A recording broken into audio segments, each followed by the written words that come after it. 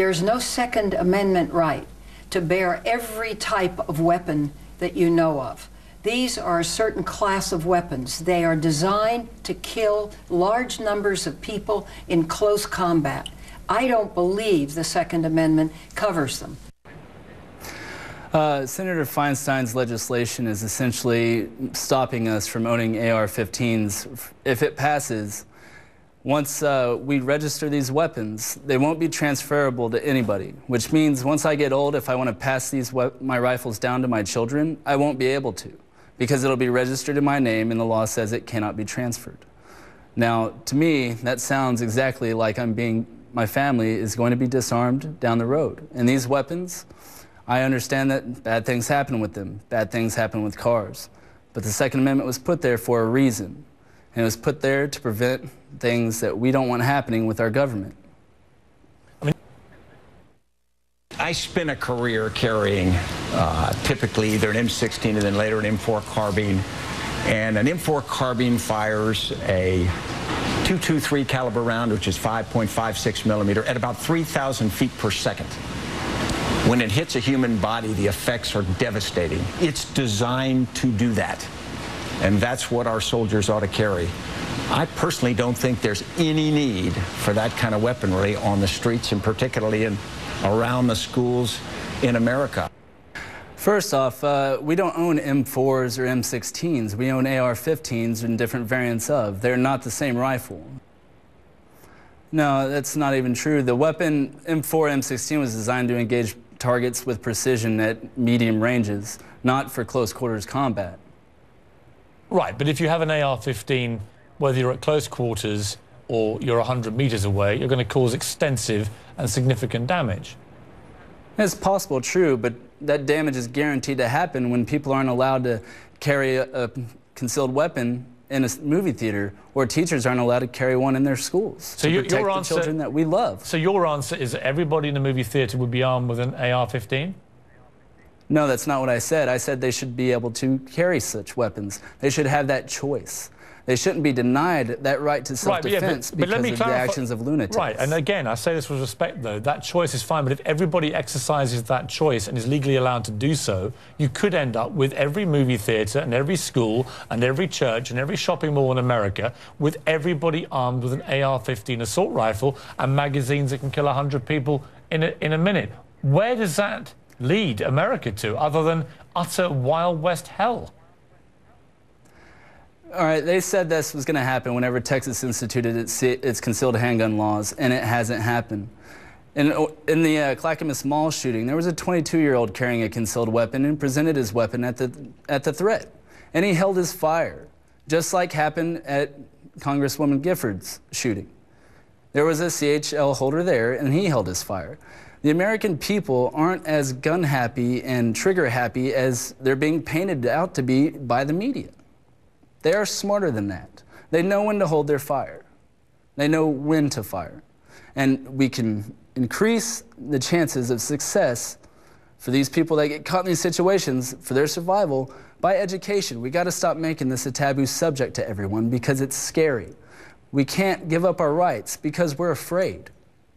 Well, Piers, I don't disagree with you. I don't think children should have to be going to school worried about being murdered.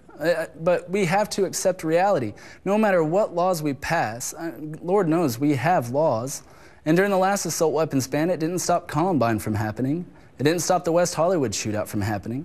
These things happen. There are criminals in our world that we have to contend with. And disarming people and taking the AR-15s out of their homes isn't going to help. There was a lady in Georgia who shot a man 6 times. He laid down, cried, got up, and left. Now imagine if there were multiple attackers. She only had 6 bullets in her pistol. If there were more than one attacker, she could not be alive today. The best thing I can tell you, Piers, is this. Mexico has strict gun control. You cannot own a gun in Mexico, and they had 20,000 people dead last year in the drug cartel. I was in the Philippines, physically, the day Ferdinand Marcos declared martial law and made himself a dictator, and the first thing that dictator did, He gave the people of the Philippines 2 weeks to turn in all their guns or it was the death penalty. Now, why would a dictator do that? Why would he make his #1 priority when he took over as dictator to disarm the public? The Second Amendment is there, and it was put in there not for hunting and fishing like they like to say, because back when they did it, if you didn't hunt or fish, you didn't eat. It was put in there so the citizens would have the ability, if their government became oppressive, they could defend themselves against oppressive government. And I think that overrules all the gun deaths, because let's remember something. A gun is simply a tool. I have a gun safe at home, and I've never come home and heard those guns going off on their own. People kill people. All right, how many people here die because of car accidents of drunk driving? I have a conceal and carry license. Had I been in there, I would have taken this guy out before he could have killed that many people. Well, I think that, again... But because, let's remember, police can't stop crimes. Police show up after they're over. Remember that. So when you talk about me not being able, if there would have been a legitimate conceal and carry in that theater, quite possibly they could have taken this guy out and saved people's lives. Or you could have had the gunfight at the OK Corral in there and lost even more lives, couldn't you? That's what could happen.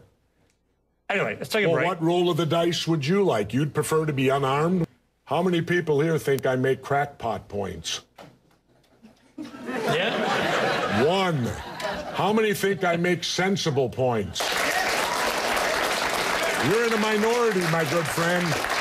You're in the minority. Anybody that wants to disarm me can drop dead.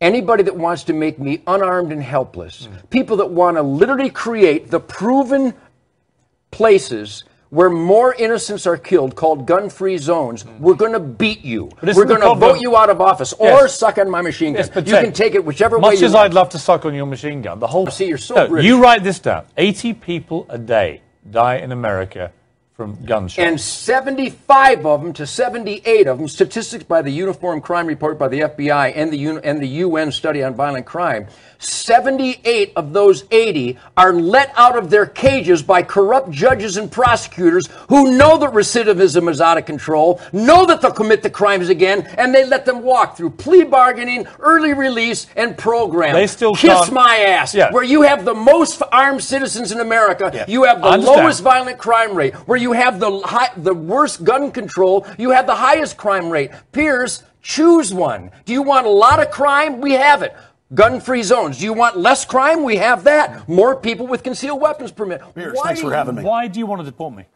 Well, we did it as a way to bring attention to the fact that we have all of these foreigners and the Russian government, the official Chinese government. Mao said political power goes out of the barrel of a gun. He killed about 80 million people because he's the only guy that had the guns. So we did it to point out that this is globalism, and the mega banks that control the planet and brag that they've taken over, in Bloomberg, AP, Reuters, you name it, brag that they're going to get our guns as well. They've taken everybody's guns but the Swiss and the American people. And when they get our guns, they can have their world tyranny. While the government buys 1.6 billion bullets, armored vehicles, tanks, helicopters, Predator drones, armed, now in U.S. skies, being used to arrest people in North Dakota. The Second Amendment isn't there for duck hunting. It's there to protect us from tyrannical government and street thugs. Mr. Morgan, you have to understand something. The American people love their Constitution and their Bill of Rights, just as the British people love their crown and Buckingham Palace. You want to take away our rights as American citizens? What if we came to England and demanded that the Queen be removed because you'd save all that money, and Buckingham Palace, you would get rid of it because it costs too much. It's too much of a cost to keep that thing going. I think the British people would be up in arms. You see, sir, this is our heritage. It has been handed down from our founding fathers all the way to today's generation, and it has survived the test of time. And I don't understand what people like you and politicians don't understand in the Second Amendment, where it says shall not be infringed. Leave our Constitution and our Second Amendment alone. and we'll leave your British Crown and Buckingham Palace alone. Hey, this is Ken for the Information Nation. I'm live Sunday nights, 9 p.m. Eastern on Orion Talk Radio. OrionTalkRadio.com, theinformationnation.com. Look in the description below to the links to the radio station and also to my website. Thank you very much for viewing this video.